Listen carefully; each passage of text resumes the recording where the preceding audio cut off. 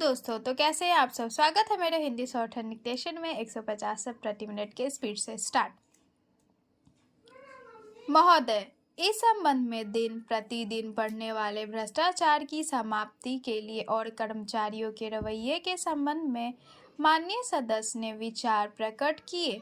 मैं समझता हूँ कि इससे कोई समझदार व्यक्ति इनकार नहीं करेगा कि भ्रष्टाचार को प्रोत्साहन नहीं देना चाहिए, अतः इस ओर विशेष ध्यान देने की आवश्यकता है। भ्रष्टाचार को समाप्त करने के लिए जो कठिनाइयां सरकार के समक्ष है, उन पर शीघ्र ही कदम उठाए जाने चाहिए। यदि सख्ती भी बरतनी पड़े तो चिंता नहीं, हमें ऐसे कदम उठाने ही हैं।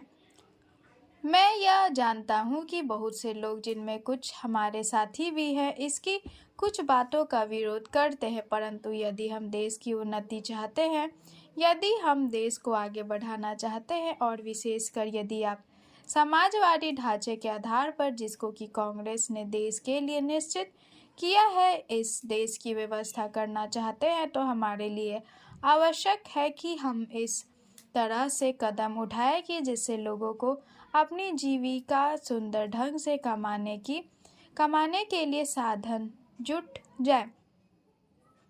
वास्तव में यह सरकार जिसने यह महत्वपूर्ण कार्य किया है, इस कार्य के लिए सबसे अधिक बधाई के पात्र है। जो लोग यह आशा करते हैं कि हर एक काम उस ढंग से होना चाहिए जिसके लिए गांधी जी हमसे कहा करते थे, और जैसा कि अभी हमारे एक साथी कह रहे थे कि जिस तरह से सरकार ने इस संबंध में व्यवहार किया है वह गांधी जी की नीति के अनुसार नहीं था। यही नहीं, उन्होंने तो एक तरह से कांग्रेस ने जो समाजवादी ढांचे पर समाज की व्यवस्था की नीति अपनाई है उसका विरोध किया, और मेरी समझ में उनकी बात नहीं आती कि एक तरफ तो वह कांग्रेस के अंदर है और दूसरी ओर कांग्रेस द्वारा स्वीकार की हुई नीति का इस प्रकार से विरोध करते हैं। मैं समझता हूँ कि वह इस बात को भी जानते होंगे कि कांग्रेस द्वारा इस नीति को स्वीकार कराने वालों में अधिकतर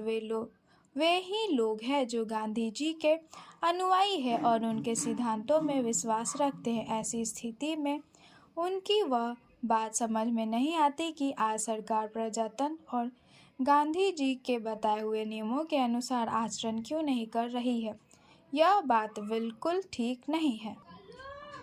अध्यक्ष महोदय, उसके लिए सब कुछ करना है तो फिर कृषि का जो मूलाधार है, उस खाद और पानी की जो व्यवस्था है, जब उस पर ही कर लगाया जाता है तो मेरे मन में आता है कि कहीं वित्त मंत्री महोदय अपनी ही बात को अपने ही सिद्धांतों के द्वारा जो काट नहीं रहे हैं। मैं कहना चाहता हूँ कि हमारे देश में अभी भी चौथाई भूमि से ज़्यादा सिंचित भूमि नहीं है। इस देश की जितनी कृषि योग्य भूमि है उसका चौथाई से भी कम हिस्सा ऐसा है जो सिंचित भूमि के नाम से पुकारा जा सकता है। मेरी राय में अब समय आ गया है जबकि पिछले 2-3 वर्षों की नीति पर फिर विचार किया जाए और एक मात्रा में घाटे के बजट का सहारा लेकर ही सही आर्थिक तथा सामाजिक विकास योजनाओं की गति को बहुत बढ़ा दिया जाए।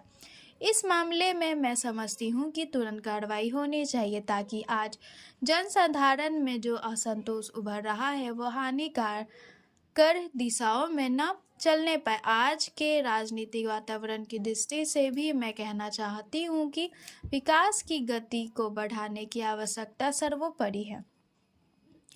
जहाँ तक कि नए बजट के अंतर्गत कर नीति का संबंध है, अच्छा होता यदि मिट्टी के तेल जैसी वस्तुओं पर अतिरिक्त कर न लगाया जाता। मेरी राय में इस प्रकार के करों से बचना ही उचित है, परंतु वस्तुस्थिति कुछ ऐसी लगती है कि प्रायः गरीबों पर करों का भार लादे बिना सरकार की गाड़ी आगे बढ़ ही नहीं सकती। एक नया कर जिसे पहली बार वित्त मंत्री ने लगाने की ठानी है वह कृषि संपत्ति संबंधित कर है।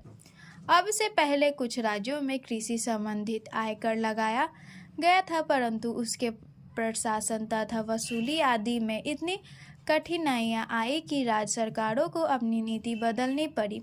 बात यह है कि जहां करोड़ों अनपढ़ तथा गांवों में बसने वाले किसानों पर हिसाब किताब रखने और रिपोर्ट भेजने की जिम्मेदारी ला दी जाती है, वहां ऐसा कोई कर सफल नहीं हो सकता। उल्टे उसके कारण लाखों लोग कई प्रकार से सताए जाते हैं और फिर वे लोग सरकार से नाराज हो जाते हैं। इसीलिए पहले देखना यह पड़ेगा कि यह कर कितने कृषकों पर लागू होने वाला है और उससे कितना रुपया कर के रूप में वसूल होगा। स्टॉप। तो ये डिक्टेशन आप सबको कैसी लगी मुझे कमेंट में ज़रूर बताएं और लाइक सब्सक्राइब करना बिल्कुल भी ना भूलें। धन्यवाद।